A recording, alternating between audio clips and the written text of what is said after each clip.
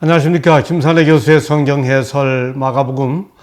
오늘은 24년 안교교과 그 7번째 시간으로 제자들을 가르치심이라고 하는 제목으로 마가복음 8장 22절부터 9장 50절까지를 살펴보겠습니다. 이번 주하고 다음 주까지는 마가복음의 제1부인 예수 그는 누구신가 라고 하는 가르치심, 즉 메시아의 심을 증거하는 거죠. 그 다음 후반부에서 나오는 그가 어디로 가고 있는가, 십자가로 향하는 거죠. 어쩌면 그 사이의 브릿지로서 이번 주와 다음 주에서 주님께서 제자들에게 당신이 누구신지를 직접 가르치시고 십자가를 향한다고 하는 사실을 처음으로 비로소 가르치시는 그 내용들을 다루게 됩니다.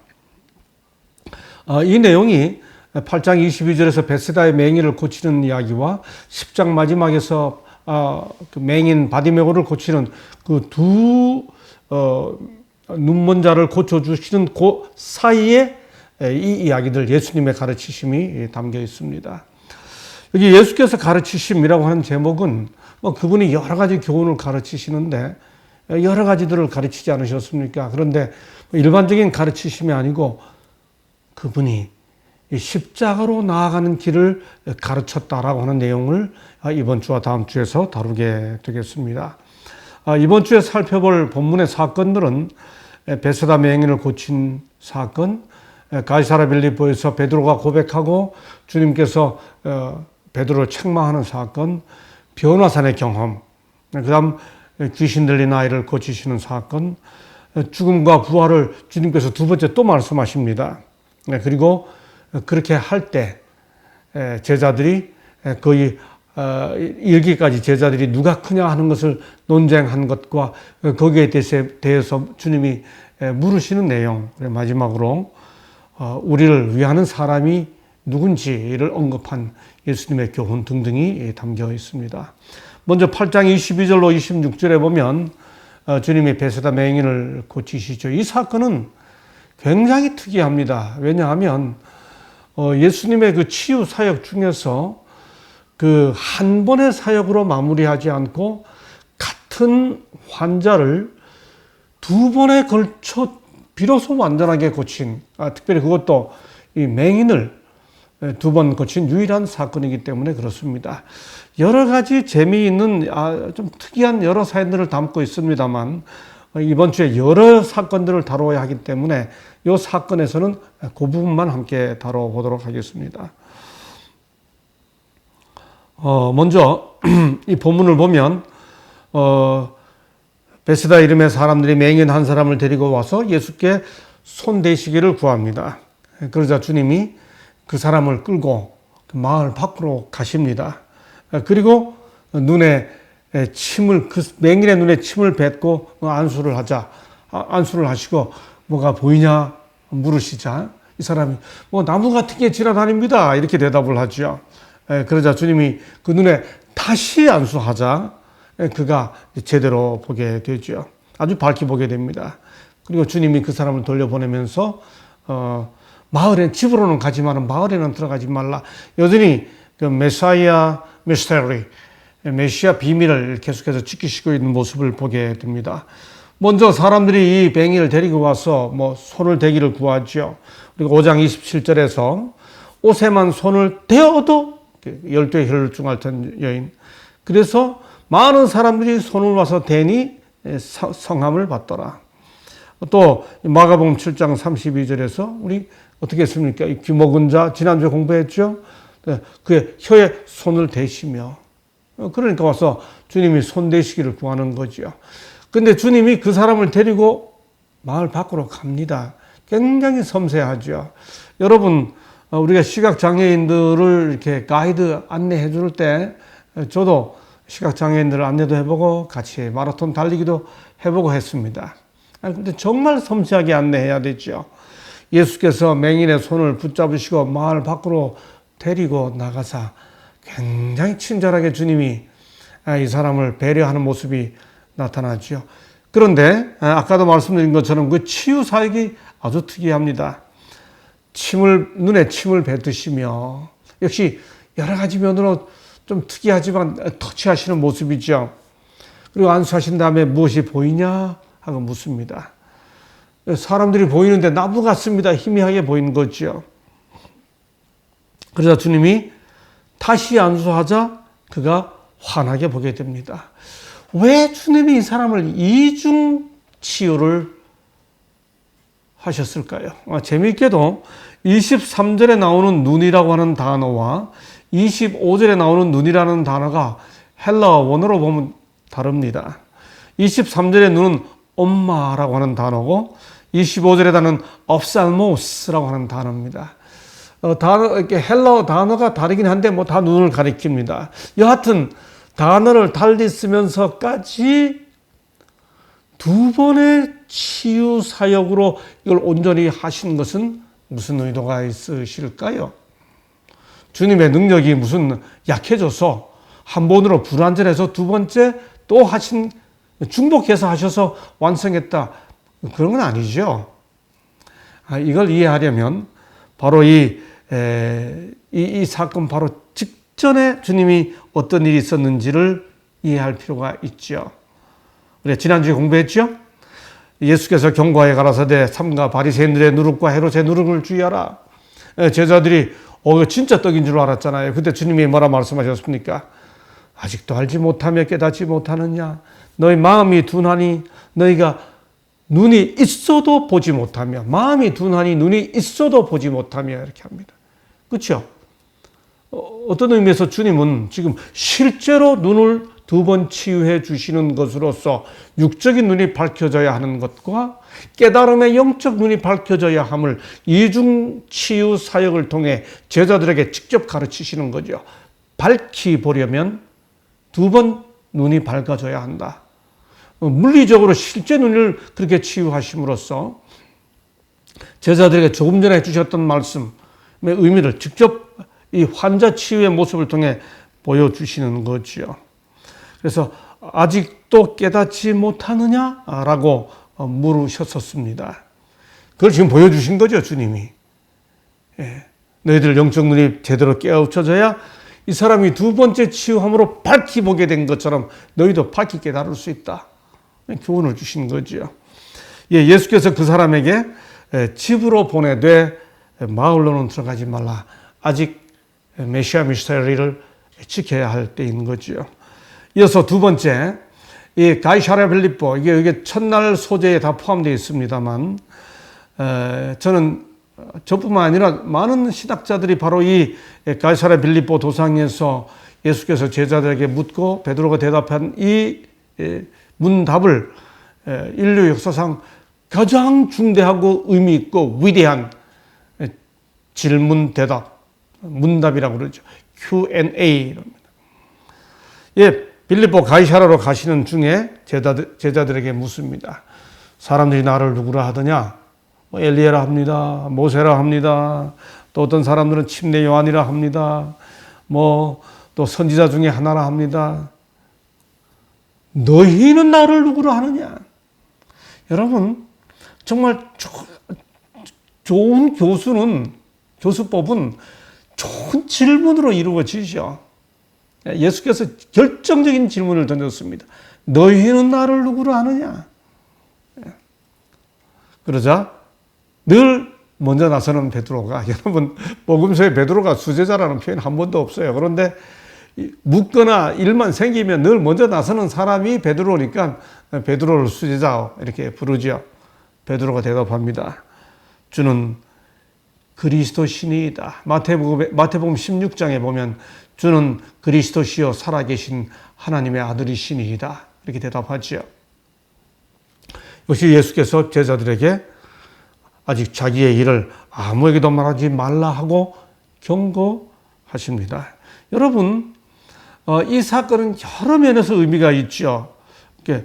처음으로 자신의 정체성에 대해 제자들에게 물은 질문입니다. 거라사의 광인도 대답한 것처럼 귀신이 아니라 제자가 예수님을 향해 고백한 최초의 고백이죠. 그리고 이 사건을 계기로 주님이 처음으로 십자가를 가르치십니다. 베드로가 좀 전에 뭐라 대답했었어요? 주는 그리스도시니이다. 여러분, 사실 예수를 그리스도라고 고백하는 이게 초기 교회의 모든 선교의 중심이었습니다.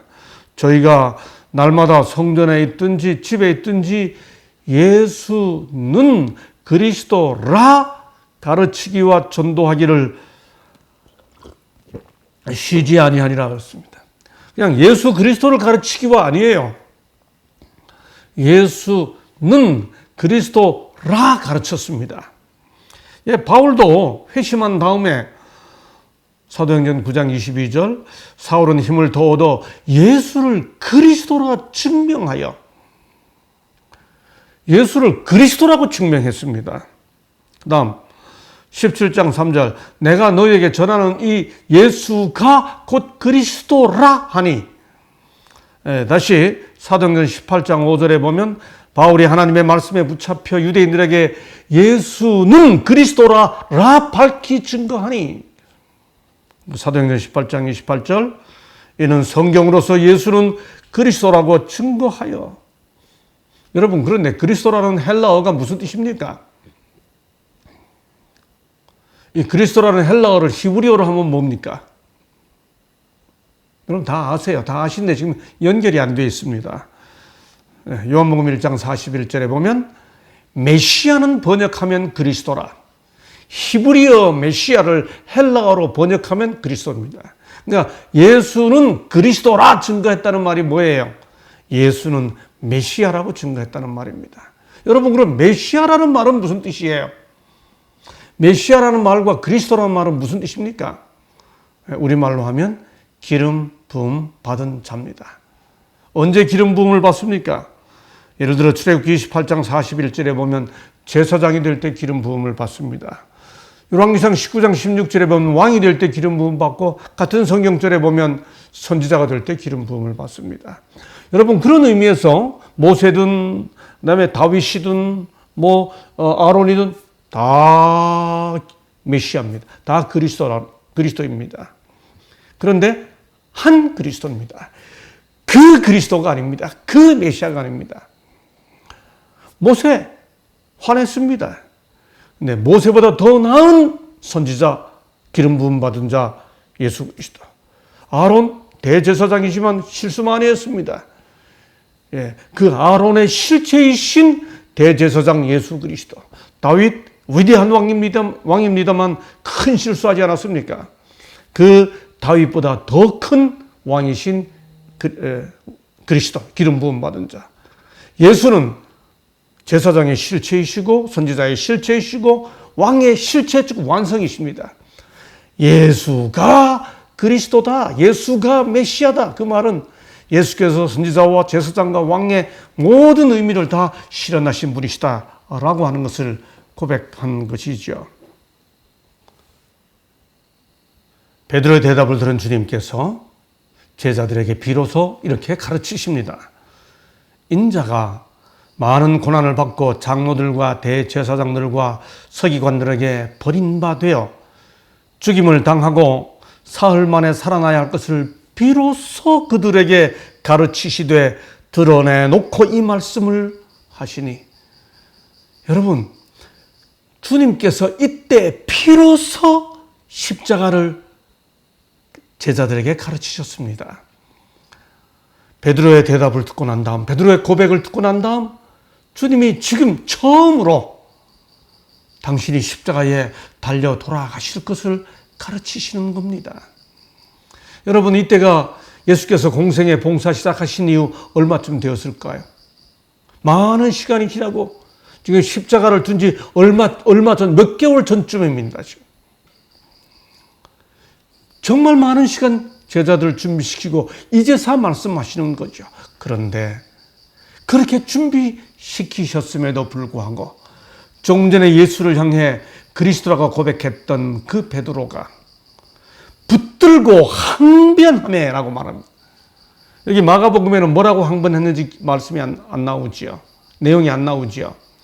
마태복음 16장에 보면 베드로가 주여, 그런 일이 절대로 있을 수 없다고 말하죠. 그 베드로의 항변을 듣고 주님께서 제자들을 보시며 베드로를 꾸짖으시며 뭐라고 말했습니까? 사탄아, 내 뒤로 물러가라. 내가 하나님의 일을 생각하지 아니하고 도리어 사람의 일을 생각하는도다. 와이슨 이때 예수께서 베드로에게 한 이 꾸중을 예수의 입술에서 나온 가장 가혹한 책망이었다고 설명했습니다. 예수께서 이어서 뭐라 말씀하셨습니까? 누구든지 나를 따라오려거든 자기 십자가를 메고, 드디어 예수의 제자가 되는 게 무엇인지를 주님이 가르치시는 겁니다. 십자가의 길이죠. 예수께서 십자가로 가실 것과 그분의 제자가 된다는 것은 결국 예수께서 지신 그 십자가가 자기가 져야 할 또 자기 십자가를 지고 예수를 따라야 된다고 하는 제자도의 대가를 가르치시죠. 그리스도의 십자가를 지는 것은 우리의 죄악적인 정욕을 지배하는 것이며, 그렇게 하는 것이 불리한 경우라도 그리스도인의 예절을 실천하는 것이며, 궁핍하고 고통 중에 있는 자들의 필요를 깨닫고 그들을 구제하기 위해 자신을 부인하는 것이며, 나누어 줌으로 우리의 재물과 인내력이 허비될지라도 집 없는 고아들에게 우리의 마음문을 여는 것이다. 이것이 주를 위하여 즐거운 마음으로 지면 하나님 나라에서 영광의 왕관을 얻는 십자가이다. 자기 십자가를 진다는 게 구체적으로 어떤 의미인지를 와이시 참 쉽게 설명해 줬죠. 이후에 주님께서 제자들과 함께 산에 올라갑니다. 마가복음 9장입니다. 변호산의 경험이죠. 주님께서 제자들에게 이렇게 말합니다. 너희 중에 몇 사람이 내가 하나님 나라가 권능으로 임하는 걸 보게 되리라. 뭘 이야기한 겁니까? 변호사의 경험입니다. 주님께서 야고보와 요한과 베드로를 데리고 산에 올라가서 변화됐죠. 잠깐 사이에 일어나 보니 광채가 나면서 베드로와 제자들이 함께 보는 중에 모세와 엘리야가 나타나서 예수님과 더불어 이야기하죠. 여러분, 마가복음에 보면 더불어 말하거늘 9장 4절에 그렇게 말했는데 무슨 이야기 했는지가 안 나옵니다. 그런데 누가복음 9장 31절에 보면 영광 중에 나타나서 장차 예수께서 예루살렘에서 별세하실 것을 말할세. 여기 별세라고 번역된 이 단어가 헬라어로 엑소도스입니다. 이 엑소도스, 바로 이 단어에서 엑소디우스, 출애굽이라는 단어가 왔죠. 별세하실 것을 말하니. 조금 전에 제자들에게 드디어 십자가의 길에 대해서 가르쳤고, 그 이후에 주님께서 제자들을 데리고 산에 가셔서 모세와 엘리야와 함께 십자가에 대해서 이야기한 거죠. 그러자 또 베드로가 뭐라 그럽니까? 라피어, 우리가 여기 있는 것이 좋사오니 초막을 짓되 하여간 베드로는 하여튼 물으면 대답하고 사건 생기면 나서서 표현하고 하는 사람입니다. 하나는 주님을 위해, 하나는 모세를 위해, 하나는 엘리야를 위해 짓겠습니다. 이렇게 하는데 마침 구름이 와서 그들을 덮자. 무슨 소리를 이렇게 듣고 난 다음에 정신 차리고 보니 오직 예수와 자기들 뿐이었더라 그랬습니다. 뭘 보여준 거예요? 좀 전에 9장 1절에서 말한 것처럼 하나님 나라의 권능과 영광을 보여준 거죠. 여러분 이 내용 다 잘 아시잖아요. 모세는 죽어서 부활하는 사람을 대표하고 엘리야는 살아서 승천한 사람을 대표해서 하나님 나라 임하실 때 그 모습을 그대로 압축해서 여기 지금 보여주고 있는 것 아닙니까? 이 영광을 본 다음에 산에서 내려오시면서 주님이 이것도 인자가 죽은 자 가운데서 살아날 때까지 이거 아무한테 얘기하지 마. 이 말이 무슨 말인지를 모릅니다. 죽었다가 살아날 때까지 이게 무슨 뜻입니까? 이것도 모릅니다. 선생님, 그러면 왜 엘리야가 먼저 와야 한다라고 말합니까? 이미 왔어. 침례 요한이거든. 네, 엘리야를 몰라보고 대구를 함부로 했어. 그렇게 해서 내려갔더니 그 산 아래에서 무슨 일이 있었습니까? 귀신 들린 아이를 데리고 한 아버지가 와서 막 어쩔 줄 모르죠. 제자들이 이 제자들에게 나온 이 귀신 들린 아들을 데리고 온 이 아버지를 제자들이 어떻게 하지를 못합니다. 선생님이 오니까 선생님한테 우리가 어떻게 하죠? 그때 주님이 이렇게 대답하죠. 내가 얼마나 너희와 함께 있으며 얼마나 너희에게 참으려 그를 내게로 데려오라 이렇게 합니다. 어떻게 합니까? 하고 와서 물으니까 데려오라 이렇게 합니다. 이에 데리고 오죠. 여러분 여기서 우리 뭘 할 수 있어요? 산 위에서는 지금 하나님 나라의 영광을 경험하고 있는데 산 아래에서는 지금 이 귀신 들린 문제가 있는 겁니다. 산 위에 머무는 경험과 산 아래 소위 저잣거리에서 이루어지는 삶의 현장의 이야기, 산 상과 산 하의 이 아주 드라마틱한 비교, 이게 우리 이 땅에서 살아가는 하나님 백성들의 경험입니다. 산 위에 올라갔을 때 그 영광스러운 경험과 산 아래 삶의 현장으로 돌아와서 저잣거리에서 겪게 되는 이 삶의 이야기. 귀신을 데리고 오지요. 아버지가 와서 주님, 선생님이여 뭔가 하실 수 있으면 좀 해주십시오. 불쌍히 여기서 도와주십시오. 그때 주님이 할 수 있거든이 무슨 말이냐? 믿는 자에게 능치 못할 일이 있느냐? 아버지가 뭐라 내가 믿나이다. 믿음 없는 것을 도와주소서 합니다. 내가 믿습니다. 믿음 없는 것마저 도와주소서. 주님이 그 아들을 고쳐주죠. 제자들이 놀랍니다. 왜 주님은 하시는데 우리는 못합니까? 주님이 하셨던 유명한 대답. 기도 외에 다른 것으로는 이런 종류가 나갈 수 없느니라. 귀신을 어떻게 이겨요? 이 세상 세력을 어떻게 이겨요? 어디에 답이 있습니까? 주님이 답을 주셨잖아요. 기도 외에는 다른 것으로 귀신을 쫓을 수 없고 세상을 이길 수 없다는 거죠. 네? 여러분, 고민하지 말고 기도하십시다. 기도 외에는 다른 것으로는 답이 없습니다. 그렇게 남 주님이 갈릴리 가운데로 지나가시면서 아무에게도 알리지 않고 갑니다. 그런 중에 주님이 다시 가르치시죠. 인자가 사람들의 손에 넘겨져 죽임을 당하고 죽은 지 3일 만에 살아나리라 하는 것을 말씀하십니다. 네, 또 가르치시죠. 근데 제자들은 이게 좀 겁이 나기도 하고 깨닫지도 못하고 묻지도 못합니다.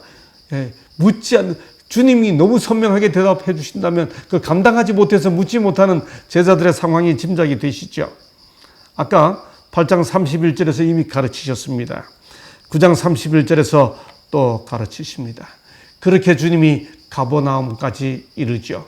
가버나움은 갈릴리 주변입니다. 주님이 아마 앞에 오시고 제자들이 뒤에 뭐 궁시렁 하면서 야, 도대체 주님이 이게 무슨 말씀하시는 거야? 십자가인데 이게 팔리셨다가 했다는 이게 무슨 뜻으로 이 말씀하신 거야? 근데 이것보다 제자들은 여전히 주님이 해주신 그 말씀의 의미를 좀 겁이 나서 얘기 안 하고 우리 선생님 언제쯤 좀 나라를 잡으실까? 언제쯤 즉위하실까? 야, 그때 누가 더 누가 어떤 자리를 차지할까? 이런 얘기를 하고 주님 뒤따라가면서 궁시렁거렸습니다. 주님이 묻죠. 너희가 길에서 서로 토론하는 것이 무엇이냐 하시되. 이제 대답을 못하고 잠잠합니다. 서로 누가 크냐 하고 쟁론하였습니다. 대답 안 하지만 주님이 다 아시니까. 누구든지 첫째가 되고자 하면 뭇사람의 끝이 되며 뭇사람을 섬기는 자가 되어야 하리라 하고. 참 놀라운 교훈이죠. 예, 저도 이제 어느덧 은퇴를 하고 나이가 이제 70을 바라보는 60대 중반을 넘어서고 보니 우리 105세를 사신 우리 김영석 교수님이 인생에서 제일 좋은 때가 60세라고 말씀하셨잖아요. 60대라고. 저도 이제 내다보기보다는 어느덧 저도 모르게 이렇게 뒤돌아봅니다. 돌아보면 많이 반성하고 성찰하죠. 그리고 정말 예수님 말씀대로 인생에서 정말 하나님 나라를 구현하며 실천할 수 있는 길은 결국 두 가지인 것 같아요. 제가 그래요. 우리 젊은이들에게 요즘 그런 말 잘합니다. 교수님 어떻게 하면 인생을 성공할 수 있습니까? 혹은 우리 신학과 제자들이 목회를 성공할 수 있습니까? 내가 제일 잘 못한 건데 두 가지만 잘하면 될 것 같아. 첫째는 경청, 잘 들어주는 거야. 여러분, 저도 지금 자꾸 이렇게 말을 하고 있습니다만 말 이렇게 잘 풀어주는, 강의 잘하는, 설교 잘하는 분보다 여러분 개인적으로 좋아하는 분은 여러분 이야기를 잘 들어주는 분이지요. 그 다음에 뭐니 해도 겸손한 사람 좋아하지요. 존경합니다, 그런 사람들. 예, 우리의 삶 속에서 정말 이게 잘 실천하도록, 주님께서 가르쳐 주신 대로 잘 실천하도록 우리 공동체가 이 가치를 잘 이루어가도록 노력했으면 좋겠습니다. 우리는 다른 사람보다 더 많이 받은 모든 것, 그것이 교육이거나 품위이거나 품성의 고상함이거나 그리스도인 훈련이거나 혹은 신앙의 경험이거나 간에 이 모든 것으로 우리보다 적게 받은 자들에게 빚지고 있다. 저도 조금 그런 느낌을 갖고 있습니다. 내가 정말 하나님 은혜로 이런저런 교육을 받을 기회가 있었고 많은 기회를 누렸구나. 이게 결국 나눠야 할 빚이지. 예. 그래서 제 삶의 이야기를 자서전을 쓰면서 내 삶을 비춘 것이 사랑의 빛이고 그건 다 내가 갚아야 할 빚이다. 사랑의 빛이 사랑의 빛이다. 그런 책 제목으로 붙이기도 했었습니다. 그런 마음으로 다 이렇게 섬기는 실천을 해보시자고요. 자꾸 이렇게 육신이 살아나고 인간의 모습이 드러나지만은 좀 예수님 비슷하게 흉내내보고 이렇게 노력해보는 그런 자꾸 기도하면서 그걸 시도해보고 의식적으로 기도하면서 노력해야 되겠죠. 요한이 묻습니다. 예수께 여짜오되 선생님 우리를 따르지 않는 어떤 자가 주의 이름으로 귀신을 내쫓는 것을 보고 우리가 보고 우리를 따르지 아니하였으므로 금하였나이다. 자, 주님이 십자가의 길을 가르치시고 지금 제자들을 준비시키고 있는데 요한이 와서 여전히 뭔가 지금 이렇게 자기 무리를 자꾸 만들려고 하죠. 그렇죠? 우리를 따르지 않는 어떤 자가 주의 이름으로 귀신을 내쫓는 것을 보고 그렇게 하지 말라고 했다. 예수님 생각하고 제자들 생각이 계속 다른 거예요. 예수께서 말하죠. 금하지 말라. 내 이름을 의탁하여 능한 일을 행하고 즉시로 나를 행하면서 나를 비방할 자가 없느니라. 그 다음 뭐라 말씀하세요? 우리를 반대하지 않는 자는 우리를 위하는 자니라. 물론 마태복음에 이런 말씀 나오죠. 나와 함께 아니하는 자는 나를 반대하는 자요. 마태복음 12장 30절과 마가복음 9장 40절은 반대되는 것 같아요. 여러분 이거 전혀 반대되는 말씀이 아닙니다. 본질적인 의미에서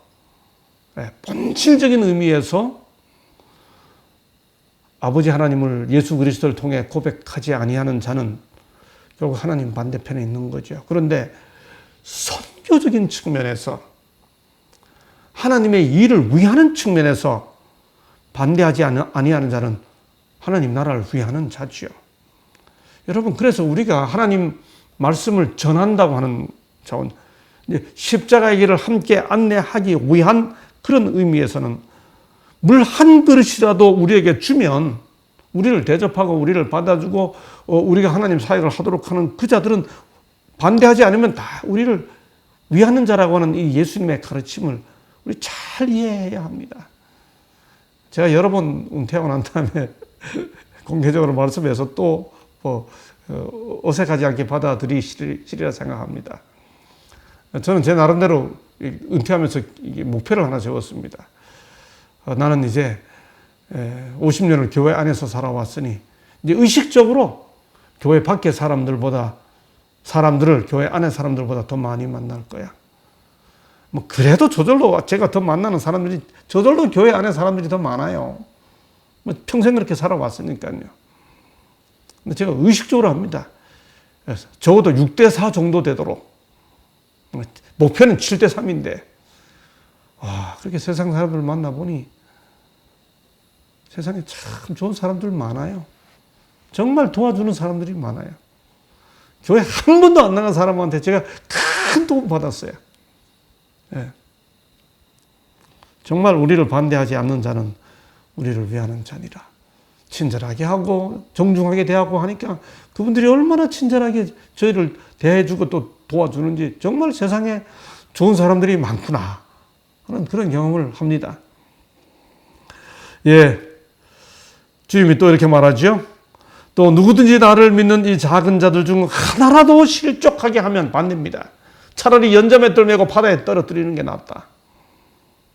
와우. 한 사람의 가치를 얼마나 소중하게 과장법을 써서 말씀하시잖아요. 그렇죠? 그 다음에 주님이 하신 유명한 말씀. 오른눈 범죄하면 그 눈을 빼버리고 오른손 범죄하면 그 손을 찍어버리고 오른말 범죄하면 우리 어릴 때부터 노래 부르지 않았습니까? 오른손 범죄하면 그 손을 빼버리고 한 손만 가지고도 저 천성 향해 가리. 여러분 만약에 이걸 문자적으로 실천하기로 하면 아마 한 주일 만에 우리 다 피 철철 흘리면서 다 정상적이지 않은 몸으로 교회에 와야 할지 모릅니다. 무슨 뜻이에요? 그렇게 하면서까지라도 범죄하기를 경계하라고 하는 주님의 그 큰 가르침을 우리가 이해해야 하는 거죠. 그러면서 뭐라 그럽니까?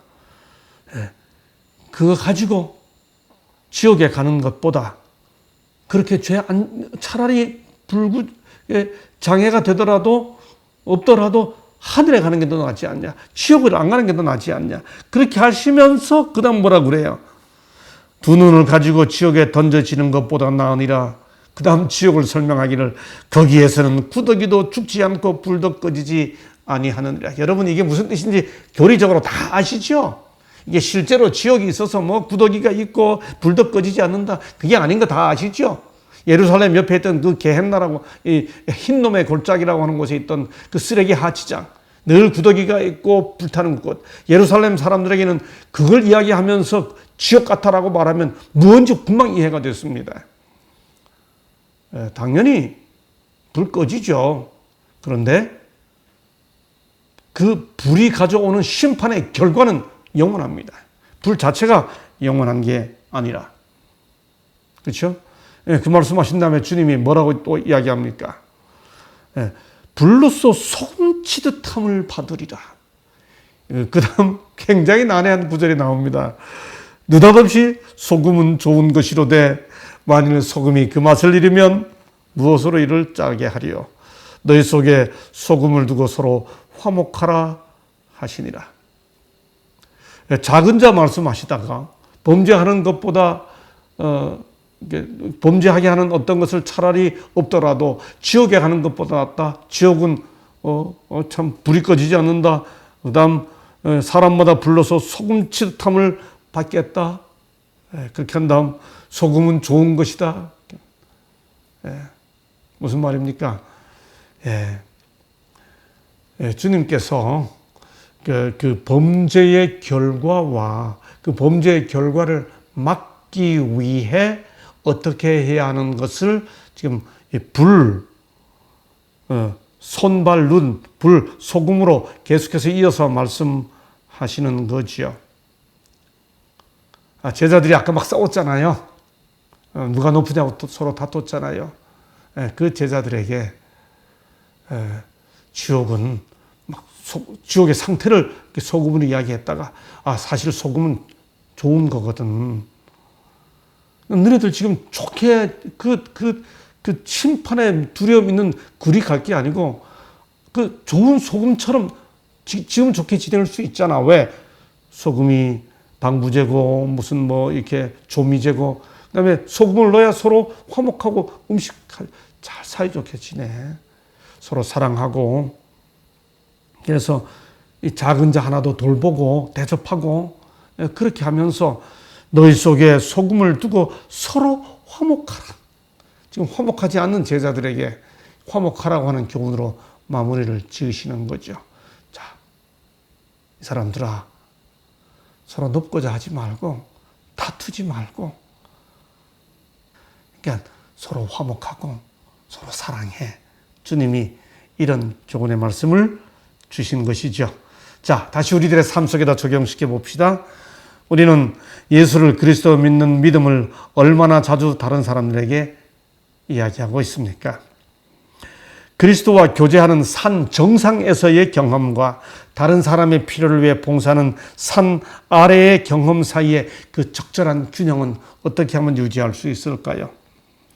무엇이 위대한지를 보는 세상의 관점과 주님이 보는 그 관점의 차이, 그걸 우리들의 삶 속에서 어떻게 실현해 낼 수 있을까요? 죄를 짓기보다 차라리 불구가 되는 것이 더 낫다고까지 말씀하시면서 가르쳐 주신 예수님의 가르침을 어떻게 우리들의 삶 속에서 실현할 수 있을까? 귀한 가르침들을 우리들의 삶에 다시 한번 적용하면서 우리들의 신앙이 한 단계 또 부쩍 주님께 가까이 나가고 십자가로 가까이 나아가는 말씀 연구가 되었기를 기대하면서 오늘 교과 공부는 여기서 마치겠습니다. 감사합니다.